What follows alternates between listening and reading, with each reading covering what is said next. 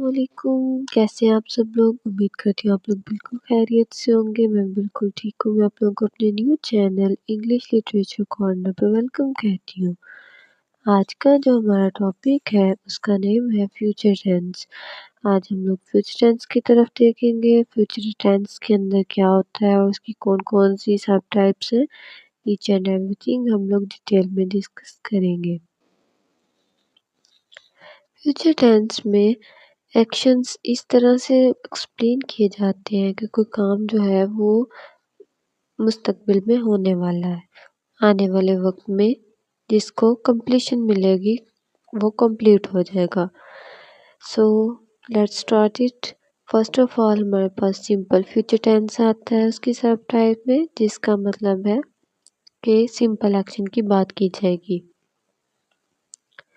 Decision जो कि इंसान अभी ले रहा है लेकिन फ्यूचर में उसके ऊपर इम्प्लीमेंटेशन होगी, that's mean simple future tense. इसमें कोई प्रॉमिस भी हो सकते हैं, ऑफर्स भी हो सकती हैं, प्रेडिक्शंस भी हो सकती हैं। अगर हम लोग इसकी स्ट्रक्चर की बात करें तो इसमें subject plus will plus first form of verb की यूज़ की जाती है। फर्स्ट ऑफ ऑल यहाँ पर वर्ब की फर्स्ट फॉर्म होगी और विल का इस्तेमाल किया जाएगा। He she it I we they you के साथ भी। शैल का इस्तेमाल अब ख़त्म हो चुका है। नेगेटिव बनाने के लिए हम विल के बाद नॉट का इस्तेमाल कर देंगे और बाकी टेंस वैसे ही रह जाएगा। इंटेरोगेटिव बनाने के लिए विल को हम लोग स्टार्ट में ले आएंगे और लास्ट में क्वेश्चन मार्क आ जाएगा। Is it clear? एग्जाम्पल्स की बात करें तो आई विल गो टू माड़ो, मैं कल जाऊंगी। ठीक है, इस तरह से एक्सप्लेन होता है, विल का यूज़ होता है। वो तुम्हारी मदद नहीं करेगी, she will not help you.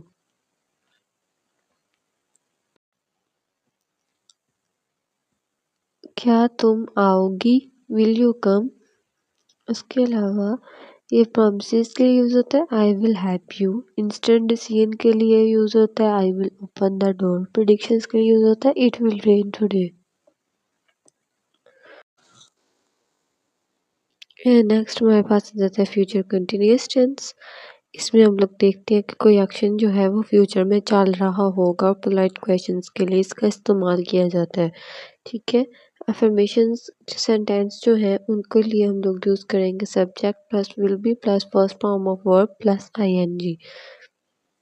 इसमें बी का इस्तेमाल हो जाएगा विल के साथ और बाकी आईएनजी का। ठीक है, बाकी सारा सेंटेंस वैसे ही रहेगा। तो इसका फिर स्ट्रक्चर होगा subject plus will be plus first form of verb plus ING. Negative बनाने के लिए विल नॉट इस्तेमाल हो जाएगा और इंटेरोगेटिव बनाने के लिए विल को स्टार्ट में लेंगे और लास्ट पे क्वेश्चन मार्क आ जाएगा। अगर हम लोग इसकी एग्जांपल्स को देखें तो यहाँ पर हम लोग देखेंगे मैं 9 बजे पढ़ रही हूँगी, तो मैं लिखूँगी I will be studying at 9 PM। वो नहीं खेल रही होंगी, they will not be playing. ठीक है, क्या वो काम कर रही होगी, विल शी बी वर्किंग। ये इसकी एग्जांपल्स हैं। इनकी अगर हम लोग केसेस को देखें तो फ्यूचर के जो प्लान्स हैं वो उस वक्त प्रोग्रेस में शो करने के लिए हम फ्यूचर कंटिन्यूअस टेंस को यूज़ करते हैं। इंटरप्शंस के लिए भी इसका इस्तेमाल किया जाता है, आई will B sleeping when you call. जब तुम कॉल करोगी उस वक्त मैं सो रही हूँ। इसको इंटरप्शंस को यूज़ करने के लिए भी इस्तेमाल किया जाता है। इट मीन्स कि हम लोगों ने बच्ची होगी she will not have arrived, क्या वो इसे कंप्लीट कर चुके होंगे, will they have completed it. Signal words की बात करें तो इसमें बाय टुमारो, बाय 5 PM और बिफोर वगैरह का इस्तेमाल किया जाता है। नेक्स्ट हम लोग देख लेते हैं फ्यूचर परफेक्ट कंटिन्यूअस टेंस। इसके अंदर कोई भी काम जो है वो कंटिन्यू होता रहेगा किसी स्पेसिफिक टाइम तक। स्ट्रक्चर जो है वो subject plus will have been plus first form of verb plus ING. Negative बनाने के लिए विल नॉट हैव बीन और इंटेरोगेटिव बनाने के लिए विल को स्टार्ट में ले आएंगे, लास्ट पे क्वेश्चन मार्क आ जाएगा। एग्जाम्पल के तौर पर हम लोग देख सकते हैं मैं 3 घंटे से पढ़ रहा हूँगा, I will have been studying for 3 hours। वो काम नहीं कर रही होंगी, they will not have been working. Signal words जो है इसमें फॉर का यूज़ किया जाता है ड्यूरेशन को शो करने के लिए और सिंस का यूज़ किया जाता है स्टार्टिंग पॉइंट को बताने के लिए। इसमें हमारे पास दो चीज़ें हम लोगों ने देखनी है कि विल वर्सेस गोइंग टू को।